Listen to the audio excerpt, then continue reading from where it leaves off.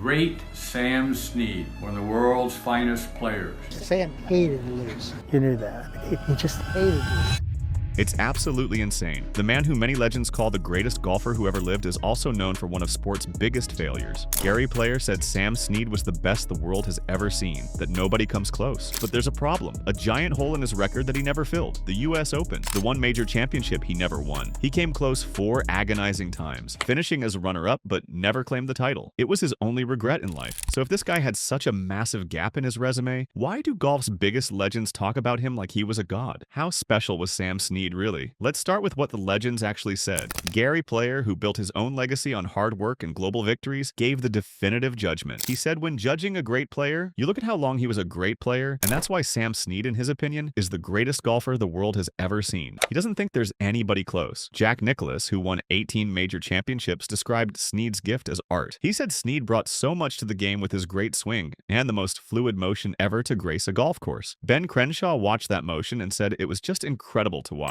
But here's where it gets interesting. The praise for Snead isn't about normal human qualities. His rivals described him in terms of nature itself. William Campbell, the former USGA president, captured it perfectly. He said Snead was the best natural player ever. He had the eye of an eagle, the grace of a leopard, and the strength of a lion. Curtis Strange looked at his hands and said they looked like they were born to have a golf club in them. These aren't random compliments. They're describing a force of nature, a player who seemed to operate on a different level than everyone else. Let's find out why. Gary Player made another claim that became golf's foundational truth. He said Sam Snead had the greatest golf swing of any human being that ever lived. This wasn't just one person's opinion. It became the gold standard by which all swings are judged. Every teaching professional, every coach, every analyst who studies the mechanics of the game points back to Snead's motion as the model. But what made it so special? 2 things: how it looked and how it worked. The beauty of the swing was what caught everyone's eye first. What Nicklaus called the most fluid motion and Crenshaw found incredible to watch made rivals jealous. It was described as silky smooth. One competitor famously said Snead just walked up to the ball and poured honey all over it. This free-flowing, fluid movement became his signature and defined what a golf swing should look like for generations. But this beautiful motion wasn't just for show. It was the engine behind his legendary power, which earned him the nickname Slammin' Sammy. The grace was actually the result of perfect efficiency. His swing contained 0 wasted energy. Every movement had a purpose. Every position created maximum leverage. Let's break down the mechanics in simple terms. It started with his hands. Curtis Strange's observation that his hands looked born to hold a golf club was technically accurate. His grip was described as perfection. The back of his lead hand and his trail palm both matched the club face, giving him constant awareness of where it was pointing. His takeaway kept the club low to the ground, creating tremendous width. This width, combined with his natural flexibility, allowed an extraordinary shoulder turn. As he coiled into his trail leg, his front heel lifted off the ground, loading his body like a rocket ship ready to fire. Throughout this massive coil, his head remained perfectly centered. Unlike many players, he maintained minimal tilt and no side-to-side movement. He rotated powerfully around the fixed point of his spine. Then came his signature move, the Snead squat. His downswing began not with a violent unwinding, but with a squat. This powerful transition, moving sideways before rotating, used ground forces and set up a powerful release of energy through the ball. Snead himself described his feel for this sequence as a 3-part action. Push the club away with the lead arm in the backswing. Pull the club down to start the downswing. Then turn the body for the final punch at impact. This motion was powerful because it was fluid. The fluidity was the visible proof of its efficiency. His legendary flexibility allowed the massive coil. His centered rotation maintained stability. The squat allowed that stored energy to explode with maximum force, but minimum strain. This mechanical perfection is exactly why his swing lasted so long. It created no unnecessary stress on his body. It was sustainable in a way that other powerful swings simply weren't. Now, do any modern golfers have a swing that compares to Sam Snead's? Drop your thoughts in the comments below. And if you're enjoying this deep dive into golf history, hit that subscribe button so you don't miss more stories about the legends who shaped the game. Now, Snead's great rival Ben Hogan was the opposite. Hogan famously found his swing in the dirt through endless analytical practice. Hogan himself perfectly captured the difference between them with a frustrated quote. He said, "Sam doesn't know a damn thing about the golf swing, but he hits the ball better than anyone else." If he could have played golf with Hogan's brain, he would be the only name in the record book. Hogan's words show his analytical mind couldn't understand Snead's intuitive genius. Hogan couldn't grasp it mentally, but he couldn't deny its physical superiority. However, calling Snead only a natural is actually a discredit to someone who worked hard. When he wasn't on tour, he was back at the Greenbrier practicing. His practice wasn't the mechanical breakdown that Hogan did. It was the refined tuning of the perfect instrument he was born with. William Campbell's famous description of the eye of an eagle, grace of a leopard, and strength of a lion wasn't poetry. It was a precise three-part analysis of his raw gifts. His eye of an eagle meant he had legendary accuracy. He credited his boyhood in the backwoods of Virginia, where he developed his aim through squirrel hunting. His grace of a leopard was his flexibility, which became mythical. He was naturally gifted with loose joints and elastic muscles. Even in his 70s, Snead would amaze crowds by standing upright and kicking one leg over his head. His strength of a lion meant the powerful frame beneath the grace. He had tremendous lower body strength and balance, which created the solid foundation for his explosive swing. This physical ability wasn't limited to golf. Had he chosen another path, his name might be famous in other sports. At Valley High School, he was the prototype all-around athlete. He stood out in track, boxing, football, baseball, and basketball. In one amazing story, NBA legend Jerry West was asked to name the greatest athlete he'd ever seen. He skipped over Michael Jordan, Wilt Chamberlain, and Jim Brown. He said Sam Snead. Snead's natural swing came from a natural setting. His genius was created in an environment free of formal instruction. Born on a farm in Ashwood, Virginia, he taught himself the game. He learned to play barefoot, watching his brother Homer and using clubs whittled from tree branches. He began his professional life by caddying at age 7. This unstructured upbringing was essential to his development. He was never taught a restrictive correct method by a coach. His swing evolved as the most natural and efficient expression of his unique body. This is why his motion looked so different and felt so intuitive. It was an original, impossible to copy, born from his peculiar hand shape and double-jointedness. As William Campbell noted, it made it impossible for anyone who would try to copy exactly the appearance of Sam's grip. Gary Player's ultimate test for greatness was longevity. In this measure, Sam Snead stands completely alone. His career wasn't a flash of brilliance, it was a sustained 6-decade reign of excellence. The number that defines his career is 82 PGA Tour victories. He shares this record with Tiger Woods, but this official count only hints at the scale of his dominance. His total number of professional wins is estimated at 143, including about 70 others worldwide. His mastery of specific events is unmatched. He won the Greater Greensboro Open 8 times and his home West Virginia Open 17 times. He even won an LPGA Tour event. Now, the 82-win record isn't as simple as it sounds. Unlike Tiger Woods' clearly cataloged victories, determining Snead's final count required plenty of discussion and some difficult decisions. The 82-win record isn't a fixed number. It's a historical artifact, a modern figure applied backward to an older era. For many years, Snead's total was listed at 84. In 1987, a PGA Tour panel reviewed the historical records and removed 9 of his titles, including his victories at the prestigious Greenbrier Invitational. These events were disqualified for not meeting new standards for purse size or field strength, standards that didn't exist when Snead played them. This decision reduced his official total to 81. Later, the total increased to 82 when the tour began officially recognizing the Open Championship, which Snead won at St. Andrews in 1946. Snead himself never accepted this revisionism. He argued until his death that his true total was 89. The disputed nature of the record doesn't weaken his case. It strengthens it. It shows his career was so long, so dominant, and spanned so many different eras of the tour that it can't be easily categorized by modern standards. The true proof of Player's claim lies in the timeline of his career. His sustained excellence is simply impossible to understand by modern standards. His most untouchable record is being the oldest player to win a PGA Tour event. He captured the 1965 Greater Greensboro Open at the age of 52 years, 10 months, and 8 days. A decade later, at age 62, he wasn't a ceremonial figure. He was a competitor, finishing tied for third at the 1974 PGA Championship. In 1979, at 67 years old, he became the first player to shoot his age, a 67, in a PGA Tour event. That same year, he became the oldest player to make a cut on the PGA Tour and the oldest to make the cut at a major championship. His skill endured beyond belief. At age 71, he shot a 60, 12 under par at his home course. At age 85, he shot a 78. He won PGA events in 6 different decades, from the 1930s through the 1980s. His career, from his first win in 1936 to his final Masters appearance as an honorary starter in 2002, is a monument to sustained excellence. Think about that timeline. 66 years from first win to final ceremonial appearance. It's unprecedented. Now we come back to the opening question. That one gap in his record, the US Open. His 7 major championships included 3 Masters, 3 PGA championships, and 1 British Open. The one that got away was the US Open. It was the one blemish, the failure that tainted his reputation and kept him from joining the career Grand Slam Club. He was runner-up 4 painful times. Late in life, when a video of a missed putt played in his restaurant, he cringed and told a reporter that was the only regret he ever had, not winning the US Open. But his 2 most famous failures at the Open weren't simple chokes. They were tragedies of bad information and gamesmanship. The event most cited as his greatest meltdown was actually a failure of technology. At the 1939 U.S. Open, Snead came to the final hole, a par 5. In an era before scoreboards, he mistakenly believed he needed a birdie to win. The tragic reality was that he only needed a par. Playing aggressively for the birdie he didn't need, he slammed his drive into the rough. He then bungled his 2-wood second shot, finding a plugged lie in a bunker. He hacked his way to a triple bogey 8 and finished 5th. This wasn't a failure of nerve. He played the correct aggressive shot for the false information he was given. He was a victim of his era's technology.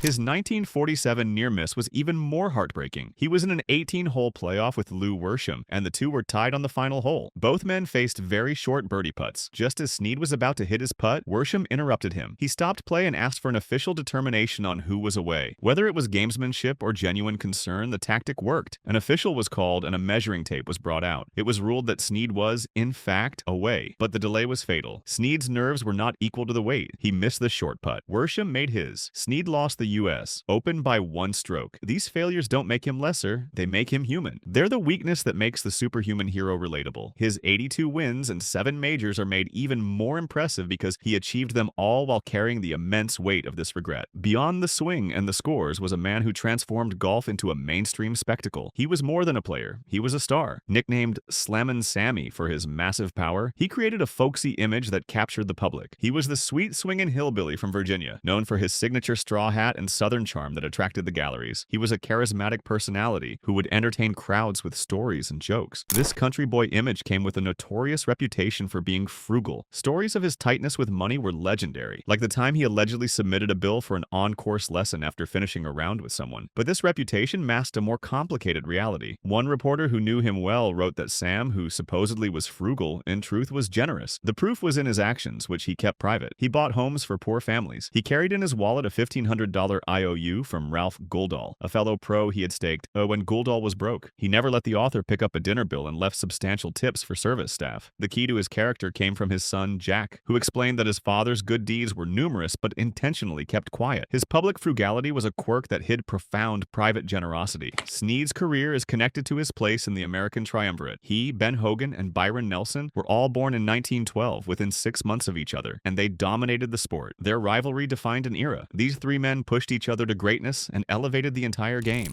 Byron Nelson said about Snead's revolutionary power that Sam Snead did to the tee shot what Roger Bannister did to the 4-minute mile. Hogan's quote about Snead's brain was a backhanded admission of his rival's superior physical gift. This gift became his legacy. Lee Trevino later said maybe the best way to teach the mechanics of the golf swing to a youngster today would be to have them watch videos of Sam Snead's swing. Perhaps the most touching image of his legacy is a photograph of an aging Sam Snead signing an autograph for a 6-year-old Tiger Woods. Woods, the man who would one day tie his 82 win record, recalls that meeting. He insisted on playing 2 holes with the legend and was 2 down through 2. It was a symbolic passing of the torch, the greatest natural player ever meeting the boy who would become the game's next dominant force. The fact that their win totals are now tied creates a beautiful and unresolvable argument about who is truly the greatest. The legends were right. Gary Player was right about his longevity and his swing. Jack Nicklaus was right about the fluid motion. William Campbell was right about the natural player. Sam Snead was special because he was all of it at once: power, artistry, longevity, and charisma. He was the sport's first and perhaps last complete artist, a man whose human failures only highlighted his superhuman accomplishments. He is the inimitable standard. So there you have it, the full story of why the legends considered Sam Snead so special. If you enjoyed this deep dive into golf history, make sure to like this video and subscribe to the channel for more stories about the icons who shaped the sport. What do you think? Was Sam Snead the greatest golfer of all time? Let me know in the comments below. Thanks for watching, and I'll see you in the next one.